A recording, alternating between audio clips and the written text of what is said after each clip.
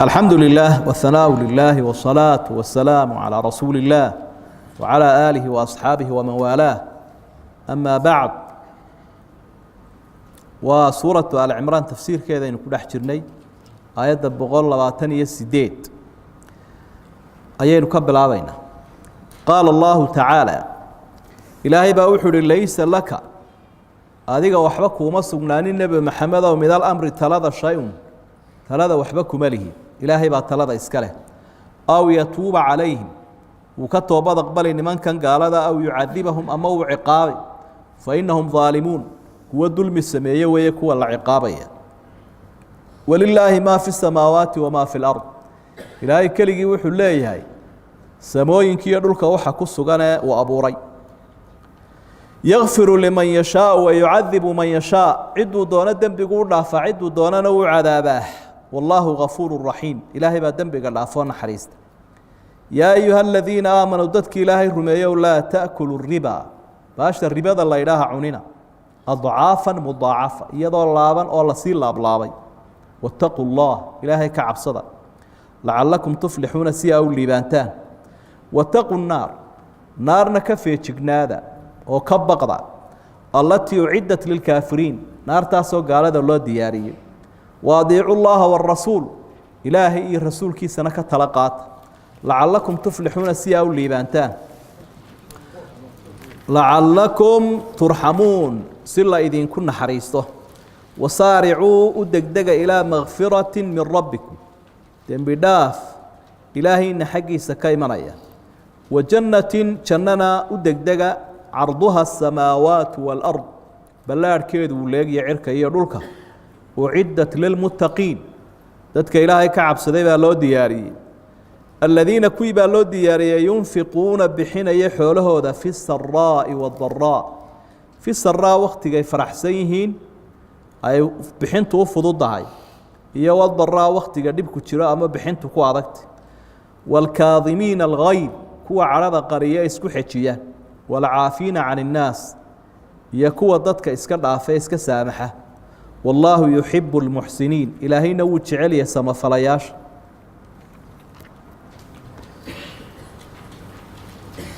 آيادا وحا الله ستوسا وقلها الله يا رسولك صلى الله عليه وسلم كل غزوات كي يدقال إن كل حجرنا سيبا حرير ولا لا يضح وآيات كور بدر قال كي بدر بيكسو هالليين رسولك صلى الله عليه وسلم وحد دوني أما وكف فكري سيدا دا كسو قد سيرا إيو مقالة أصحاب ما دام ملائكة فربضاني أي سود دقين إنه الهاي كوان قابين لهابا أو ماشا كترتري لابو تمانيو تشعلايست جوابتنا أو تميدو وحا ليادوغو وحبا سيدا هدونينا إلهي وجهدو كلا يهي قوابتنا يا حكمة dee ciduu doonana wuu ka toobad aqbalayaayo cisiga islaamka bay ka qayb qaadan doonaan marka dambe iyo horumarka islaamka ciduu doonana wuu cadaabi marka taladaasi isaga u taalaaye adigu dadaalkaaga samee diinta aad u dadaalayso marka halka waxa inoo muuqanaya inagu waxaynu leenahay dhaqdhaqaaqa iyo dadaalka iyo amarka Ilaahay la qaato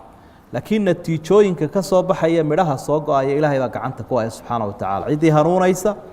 يعديه هلابيسا هداية لا يقانا هداية التوفيق وافجنت يساق عليه marka dadka aad arkayso ha ka wada quusan weey qaar kood ayaa laga yaabaa intuu Ilaahay ka toobad aqbalayna islaamka u heliya waana dhacdayba waxa kamid ahaa nimankii ay walaalaha ahaayeen Abi Jahli Abi Sufyaan Khalid ibn Walid ragaasi waqtigii dambe waxa islaamka u tareen waa la garanayaa saxaabada qaarkood waxa ay leeyihiin maalintii Uhud markii rasuulka sallallahu alayhi wasallam dhaawac uu soo gaaray jirkiisa shariifka ee gaaladu ay dhiigiisa daadiyeen ayuu yala calaan calay rasuulka sallallahu alayhi wasallam isagoo oranaya sideebay u liibaani doonaan qolo rasuulkoodii waxa ku sameeyay isagoo Ilaahay xaqiisa ugu yeedhaya ala macna alhadiith dhiigana uu iska beenaya nabiga alayhi salaatu wasalaam dabeetana aayadana soo degtay oo la leeyahay sida doonaysa arrinku maaha waa sida Ilaahay uu doonayaa xigmadu ku jirtaa riwaayad kale waxay tilmaamaysaa inuu hawaaray rasuulku sallallahu alayhi wasallam qabaa'ilka iyo shakhsiyaadka qaar badan oo kamida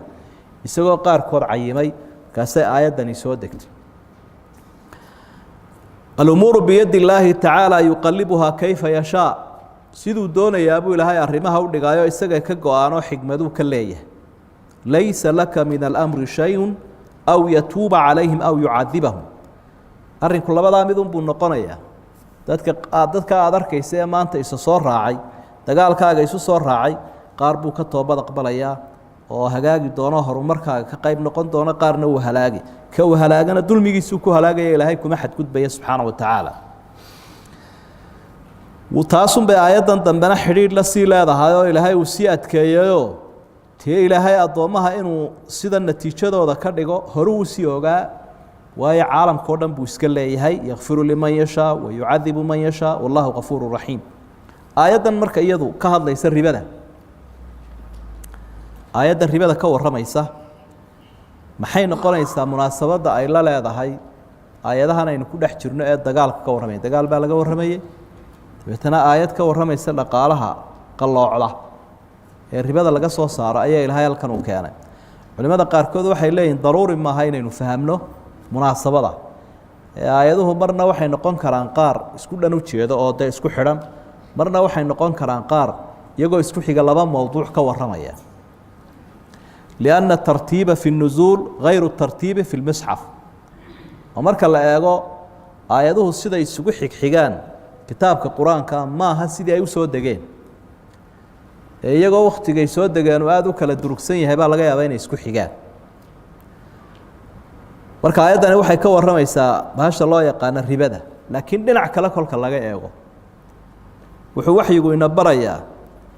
inaanu kala haraynin wuxuu ilaahayna faray marka jihaadka galaysa iyo dagaalka ay cadawga iska celinayso waa inaad isticmaashaa dhaqaale xalaala waxyaabaha aad ku jabaysaa bay ka mid tahay haddaad soo urursato xaabada ay leedahay xaaraantu ila waa xaabadhoos oo xashiish haddaad xaaraan soo urursato ama waxa aad ku soconaysaa uu yahay wax sharciga khilaafsan waxyaabaha haziimada iyo guuldarrada kuu keeni kara ayay ka mid tahay marka si aad u guulaysato waxaad calfanayso ee aad cunaysaa ha noqdo shay xalaal nimanka gaaladii markay isugu duulayeen ilaahay iyo diintiisa iyo rasuulkiisa ay la dagaalamayeen laakiin haddana dhaqaalaha ay soo isticmaalayeen ay ku jabeen wuxuu ahaa kii ribada حارانت إنسان حسي دونا إن شاء الله أبي سفيان وكسر صاري حوله اللي يبيه مركا يجوا أسباب الهزيمة وحيابا يكون شبان حارانت كم إذا إذن كنا إسكيل عليا مركا آيات دو ويكهر الرئيسي آياتها إنه سومرينا سورة البقرة آخر كذا قصقنا كور رمي الربا وآدو فاه صنع آياتنا كهر الرئيسي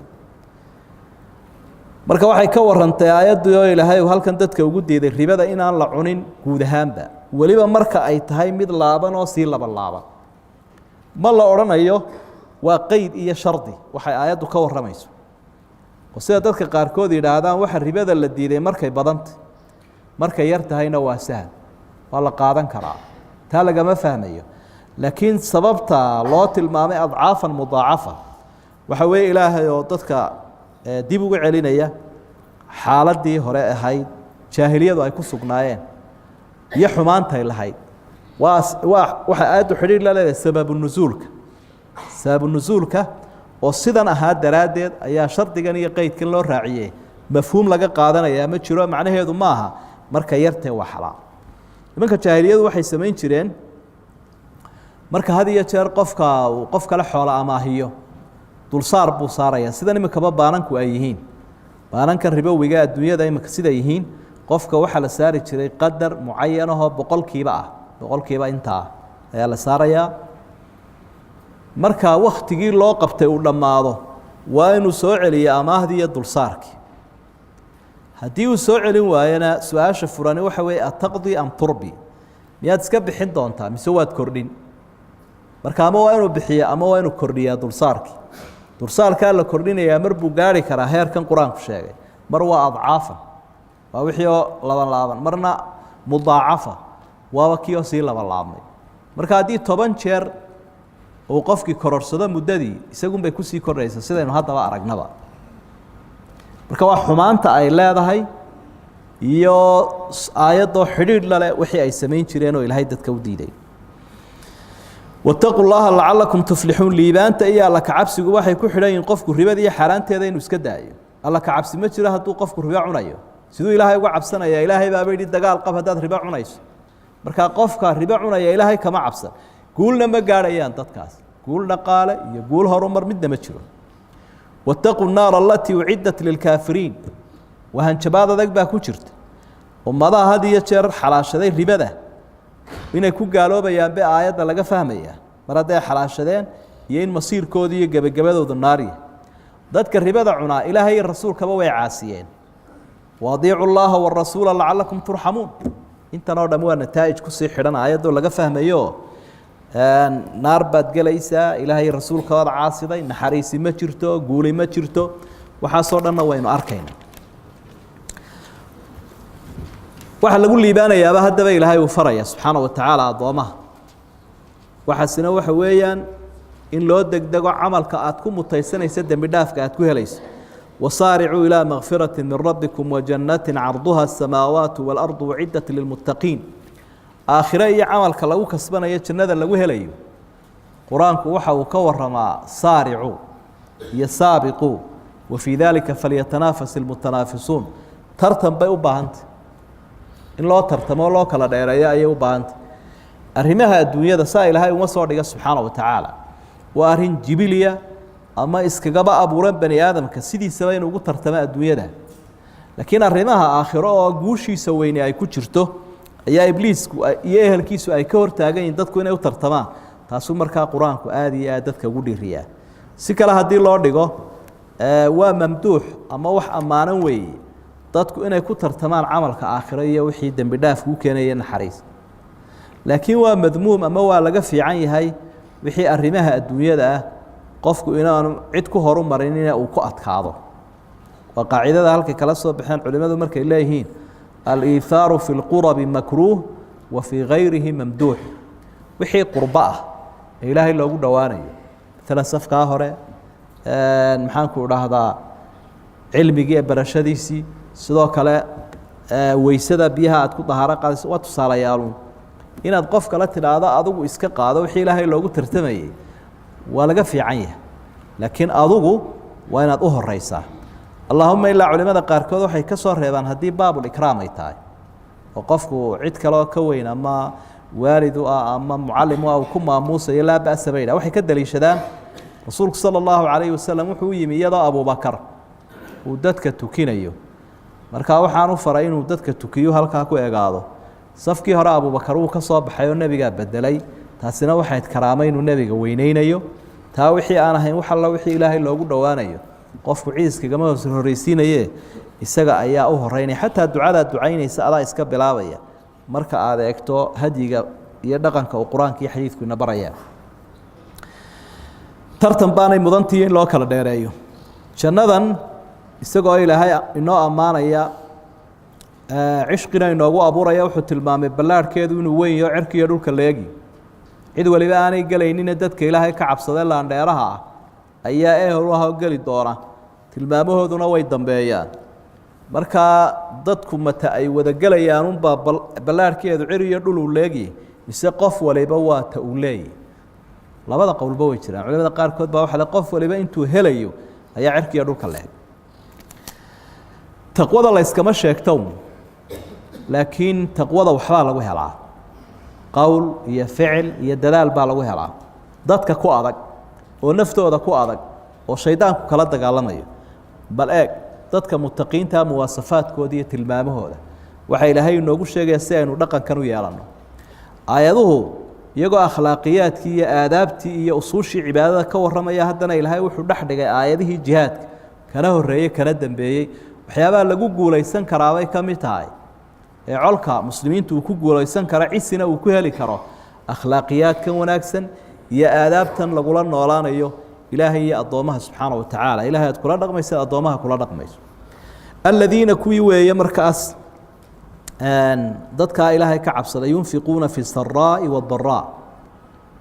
labada xaalaba waxbay bixinayaan macnaha waa dad gacan furan jihaadkay ku bixiyaan waxay siiyaan dadka baahan waxay ku bixiyaan meel kastoo looga baahan yahay qofka bani aadamka ahina waqtiga uu ka xoroobo bakhaylnimada buu fulaynimadana ka xoroobaya haddii qofkii bakhiil uu yahay oo u bareeri kara waa in yaroo adduunyo ah oo hor taalla inuu dhiibo oo ilaahii siiye uu ku adeeco way ku adag tahay naftana inuu dhiibo dhinacay iskaga xidhmayaanba halkaas waxyaabaha nafta ku adag waxaa ka mid a cid wax ku samaysay qofku inuu iska cafiyo shaydaanka iyo naftuba waxay farayaan ismuuji awooddaad leedahay iyo inaad tahay qof casiisahoo aan daliil ahayn oo xoog badan oo cid waliba ay ka cabsanayso waxaas u farayaa shaydaanka iyo naftu ay farayaan taa qofka ka hortagaana si kale haddii loo eego waa qof lagu talageli karo mar hadduu naftiisii xejiyey waxa ay doonaysa uu ka xejiyey cadowga hortiisana waa tegi karaa oo hadhowtana inuu cararo uu ka xejin karaa waalkaadimiina algayda waalcaafiina can innaas dadka cadhada qof baa wax kugu sameeyey wuu ku dulmiyey wuu ku caayey wuu kugu xadgudbay inaad naftaadii bareeg u samayso oo aada xejiso oo wuxuu sameeyey adiga qofkaasi aanad samaynin arrin aad u adag weeye taasuu ilaahay ku ammaanay subxaana wa tacaala qofku cadhadiisii uu iska qarsado cafisna bixiyo oo wixii qofkaasi uu ku sameeyeyna uu iska dhaafo qofkaas darajada uu ku gaarhaya waa ixsaan wallaahu yuxibu lmuxsiniin astaamahooda waxaa ka mida dadkaa qiimaha badan waaladiina idaa facaluu faaxishatan aw dalamuu anfusahum dakaruu llah tilmaamahooday ka midtahy marka ay xumaan sameeyaan ama naftooda ay dulmiyaan ilaahay bay xusaan dembigooda ilaahay dembi dhaaf ka weydiistaan dembigana ilaahay baa dhaafa awsaaftaa isku sii xidhan weye marka arrimahan o dhan waxay inagu baraarujinayaan si aynu guul uga helno cadowga si aynu guul uga helno shaydaanka waa inaynu nafteenna ka adkaanaa awalan qofku markuu naftiisa soo xoreeyo ayuu cid kalena ka adkaan doonaa in sha allah wallahu subxaana wa tacala aclam